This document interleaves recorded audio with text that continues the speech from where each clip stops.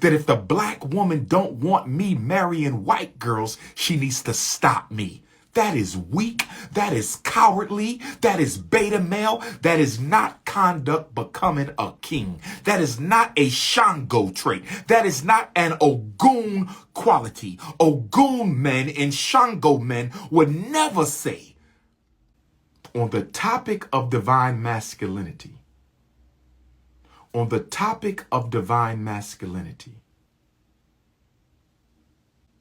I heard a conversation between black men today that I found disturbing. The central thesis of the conversation, the grounding narrative of this conversation between beta males, as I will call them, was that if black women don't want black men marrying cave bunnies, if black women don't want black men marrying cave bunnies, then black women should stop black men from marrying cave bunnies by becoming better black women. Let me say this again. I'm not going to keep you, but I had to address this here. These Negroes said with a straight face that if black women don't want to lose black men to white women, cave bunnies, if the black woman doesn't want to lose the black man to a snow bunny, then she needs to become a better black woman, and she needs to get in between the black man and the white woman. I have a problem with that. Why is it the black woman's job to stop you from committing racial suicide? Why is it the black woman's job to stop you from committing economic suicide? Why is it the black woman's job to stop you from sabotaging the traditional black family? Why is it the black woman's job to stop the black man from committing to a cave bunny? If I am for my people, if I am for my race, if I am for our children, if I am for our women, the black woman doesn't have to do anything for me to do right by my people. The black woman should not have to be the black man's interventionist. If you're telling me that you need the black woman to stop you from being with a white woman, you're not worthy of being called a black man. You're not worthy of being called a black man. If you're telling me that the black woman has to stop the black man from going to the white woman, you're not worthy of being called a black man. Yes, black women have problems. Black women have problems, yes. Black men have problems, yes. We as a people have problems, yes. But don't make her an excuse for why you hate yourself. Don't make the black woman an excuse for why you take your education, your income, your earnings, your wealth, your investments, your retirement. Don't make her the scapegoat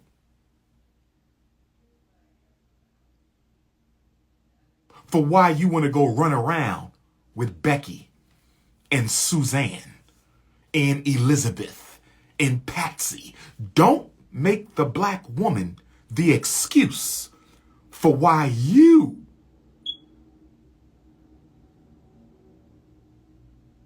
have jungle fever. It has nothing to do with her. It has nothing to do with her. The reason you go outside your race is because you don't think you're the equal of the white man. And if you're not the equal of the white man, the black woman can't be the equal of the white woman. And so you go and get a cave bunny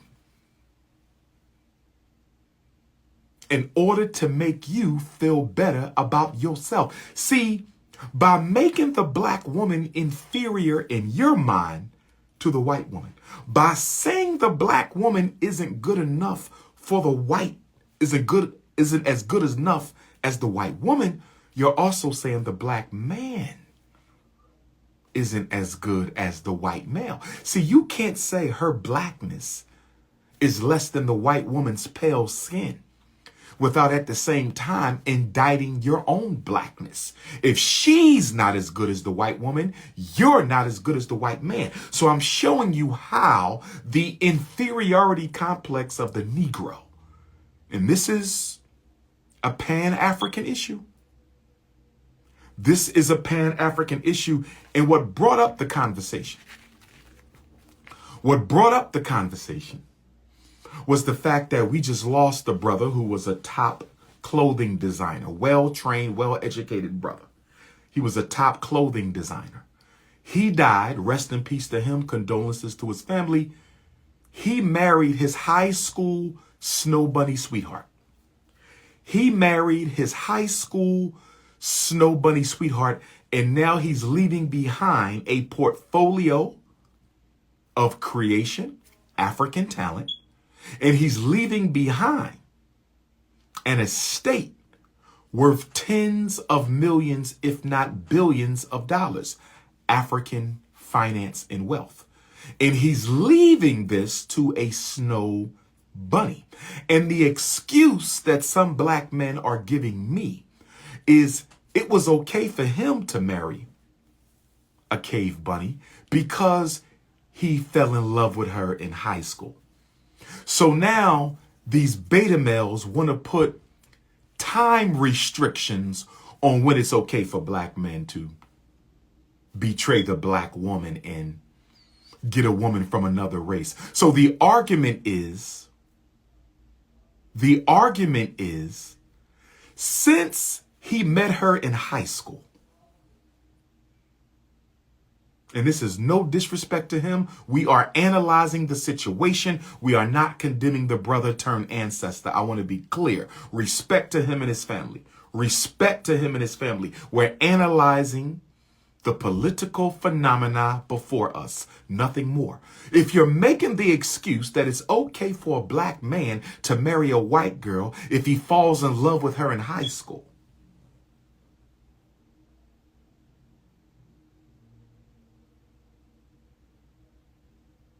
that's unacceptable to me, because he had no business being with her in high school, and I'll blame his parents for that.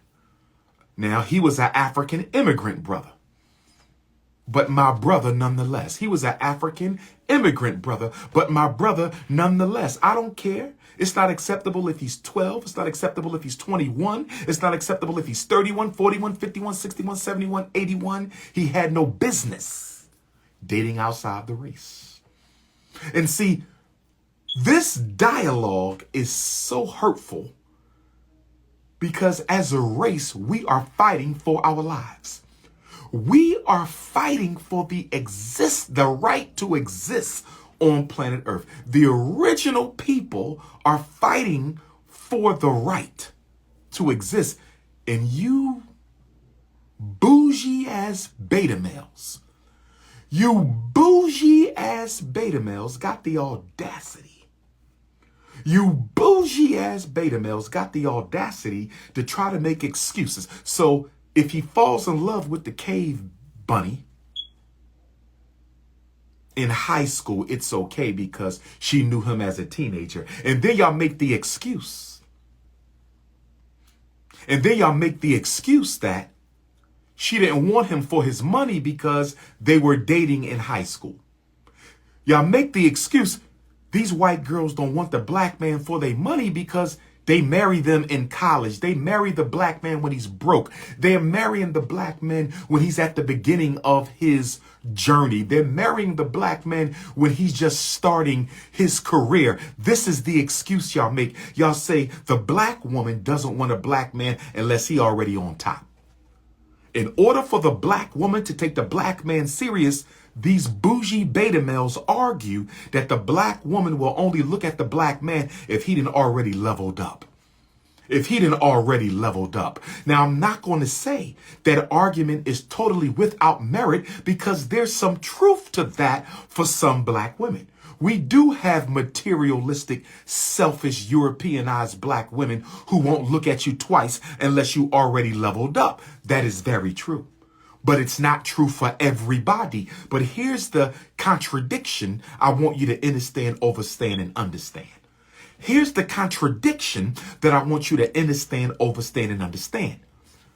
You making the argument that the black woman will only get with the black man once he has succeeded, and that the white woman gets the black man when he's still broke. And you argue that since the white woman gets the black man while he's still broke, the white woman actually cared about him. You are totally wrong. You are totally wrong. The white woman who gets the broke but intelligent black man, the white woman who gets the broke but talented black man, the white woman who gets the broke but potential having black man is no different than the black woman who won't look at you until you leveled up. See, the difference between the white woman and the black woman, the opportunistic white woman and the opportunistic black woman, there's only one thing that separates them. The only thing that separates the opportunistic white woman and the opportunistic black woman, the scheming white woman and those few black women who scheme, the only difference is the white woman knows how to pick out a good investment early and a black woman does not. I'm going to say it again. Let's understand, overstand, and understand. Let's understand, overstand, and understand. I'm going to say it again. The difference between the white female opportunist and the black female opportunist is the white female opportunist knows a good investment before she reaps a return. That's the only difference. The black woman doesn't understand investing. She only understands spending. And since she only understands spending, she won't see the potential. She won't see the greatness in the black man's schemes. She won't invest in it. She wants to see the final result. And that's why she loses out. The white woman will see his potential in high school. She will see his potential in college. She will see his potential in trade school. And the white woman will simply invest earlier. She goes along for the ride, so she has more control over the prize. I'm going to say it again.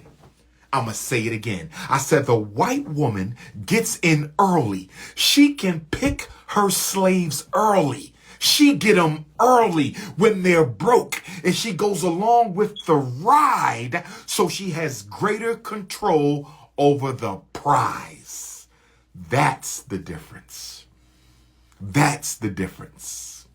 That's the difference. The black woman, and I'm talking to my sisters out there. I'm talking to my sisters out there. You need to take a half a page out of the Snow Bunny's book.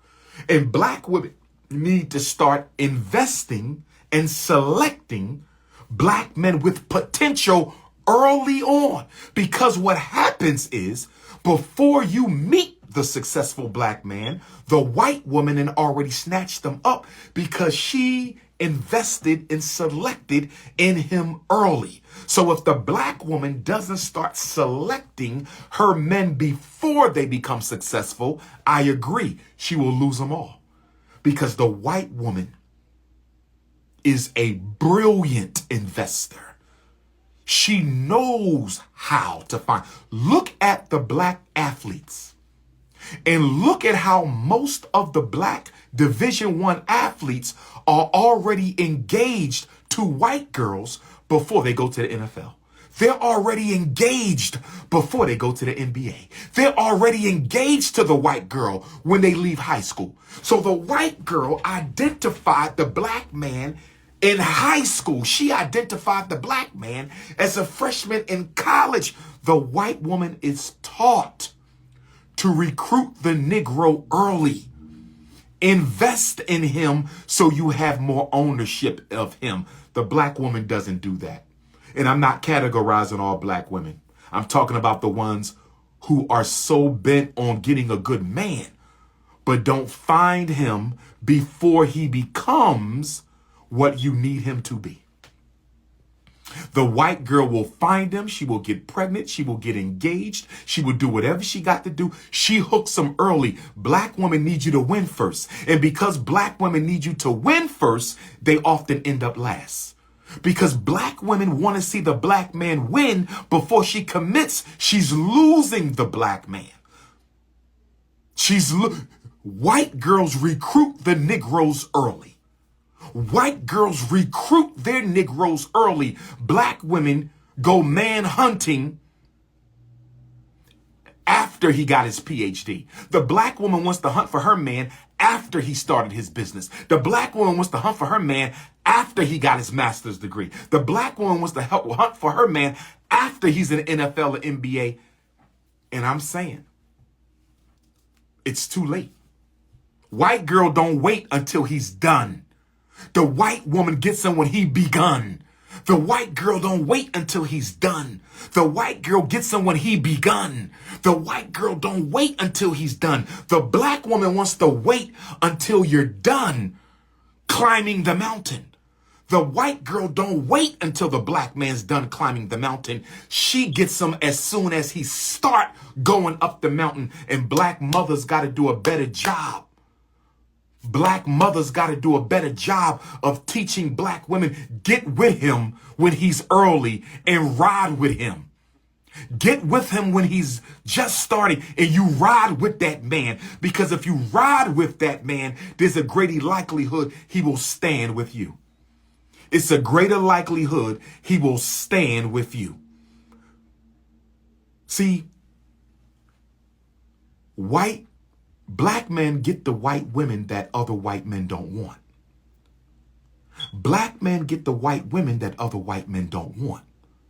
Black men get the white women that other white men don't want. So the castaway white girl, the white girl who couldn't get a top-notch white boy, wants the top-notch black boy. Let me say it again. The white woman who could not get a top-notch white boy is determined to get a top-notch black boy. The white woman who doesn't get a top-notch white boy is determined to get a top-notch black boy. So she is focused. Her mother will tell her, you're not going to get Bill Gates. You're not going to get Donald Trump. You're not going to get Bill Clinton. You're not going to get Mark Zuckerberg. You're not going to get them because you don't come from that background. Rich white men marry into money. They don't marry broke women. The only rich men who marry broke white girls are black rich men. The only rich men who marry broke white women are rich black men. Rich white men don't marry broke white women. So if you want a millionaire, you have to get a Negro. They teach their daughters, if you want a millionaire, you will have to get a Negro because rich white men don't marry poor white girls. So the poor white girl already knows that if she don't have the last name she needs to be successful, she has to go into the ghetto and get some new black rich money. She has to get some politically uneducated Negro millionaire. See, the politically uneducated first generation Negro millionaire is the white woman's come up. The politically uneducated first generation newly rich black millionaire is the white woman's come up. He's the white woman's heaven. They look for the politically uneducated first generation black millionaires. Now I see there's a lot of beta males. There's a lot of snow bunny loving beta males in the chat. And to you Negroes,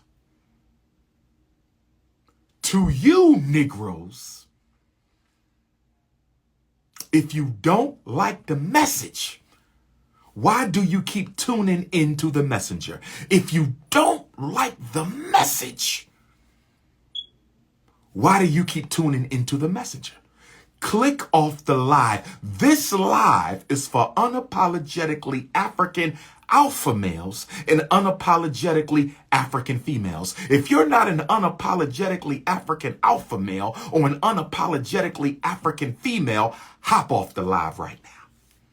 Hop off the live right now. You are a beta, a bougie excuse having beta, trying to use the black woman as a scapegoat and trying to use the black woman as an excuse and trying to use the black woman as your distraction from why you in love with non-melanated cookies. Nah, Negro, this ain't got nothing to do with the black woman. This is about yourself, your integrity, your honor, your character. You went out the race because that's who you are. There's nothing weaker. There's nothing more tender. There's nothing more soft. There's nothing more moist than a black man to say that if the black woman don't want me marrying white girls, she needs to stop me. That is weak. That is cowardly. That is beta male. That is not conduct becoming a king. That is not a Shango trait. That is not an Ogun quality. Ogun men and Shango men would never say on YouTube or TV or radio, they would never say, if the black woman doesn't want me marrying the white woman, she needs to stop me from marrying the white woman. That is ridiculous. You are moist. You are moist. You are tender. You are beta. Don't you ever use the black woman as an excuse for why you want to date outside your community. Negro, please. That's why we need the celebration in black masculinity Saturday night. I'm going to talk about this Saturday night in Margate, Florida. Oh, yes.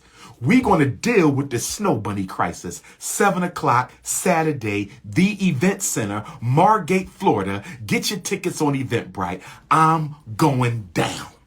We're going to deal with this because there's no way we're going to talk about Shango power. There's no way we're going to talk about Orisha Shango power and we don't talk about this moist movement amongst bougie beta males. This moist movement amongst bougie black beta males that says it's the black woman's job to stop the black man from marrying white girls. Negro, please.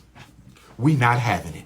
In the name of Dr. Amos Wilson, we not having it. In the name of Dr. John Henry Clark, we not having it. In the name of Dr. Yusuf Ben Yakinen, we not having it. In the name of Dr. Kwame Nkrumah, we're not having it. In the name of El Hajj Malik El Shabazz, we're not having it. In the name of Kwame Ture, we're not having it. In the name of Patrice Lumumba, we're not having it. In the name of Robert Sobukwe, we're not having it. In the name of Julius Nyerere, we're not having it. In the name of Henry Highland Garnett, we're not having it. In the name of Nat Turner, we're not having it. Oh, no, sir. Oh, no, sir. I'm looking forward to Saturday's keynote. I'm looking forward to Saturday's keynote. We want to talk about black masculinity. Let's talk about it. Let's talk about all these black men who sit on YouTube, podcast after podcast, gossip session after gossip session, intellectual masturbation clinic after intellectual masturbation clinic, and we ain't got no institutions in our community. I'm rolling through the Instagram feed and I'm seeing how this black man did this and this black man did this and this black man did this, and that's good. That's good. Support our brothers. They need it. But I don't see nobody celebrating nobody for opening a hospital. I don't see nobody celebrating nobody for opening up the clinic. I don't see nobody celebrating nobody for opening up the import-export network, the manufacturing network. I don't see that.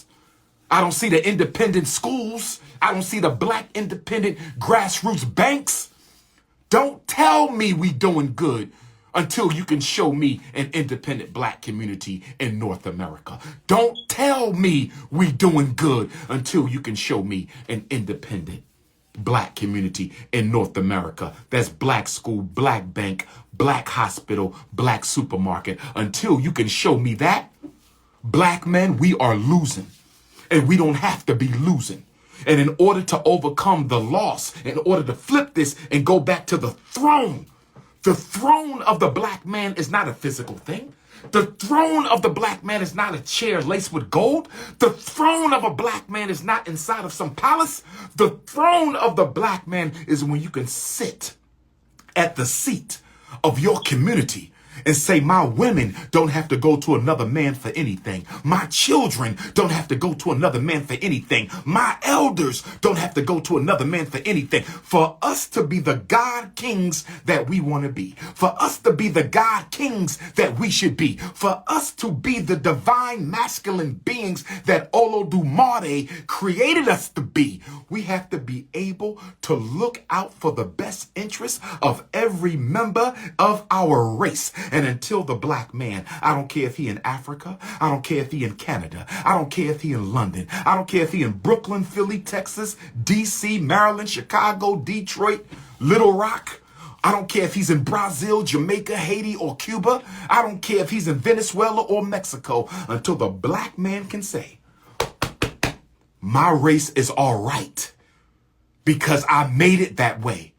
We can never call ourselves God kings. You have the potential to be a God king, but you're not a God king until you've taken care of our women. As long as a black woman got to go beg a white man for a job, we ain't serious. As long as black kids got to go to jail because they can't find a job, we ain't serious. And the last thing we better stop doing,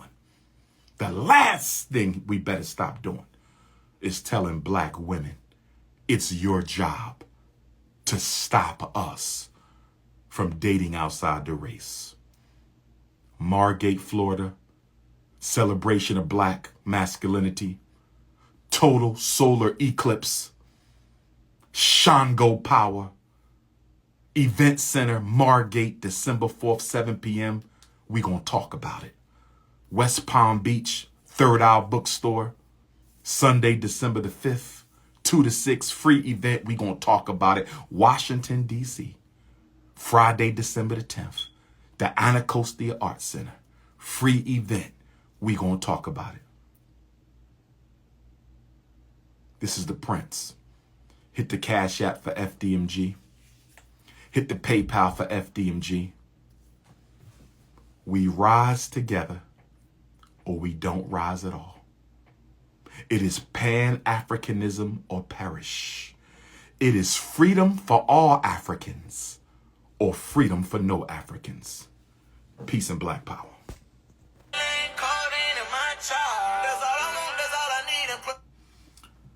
Peace and Pan-Africanism.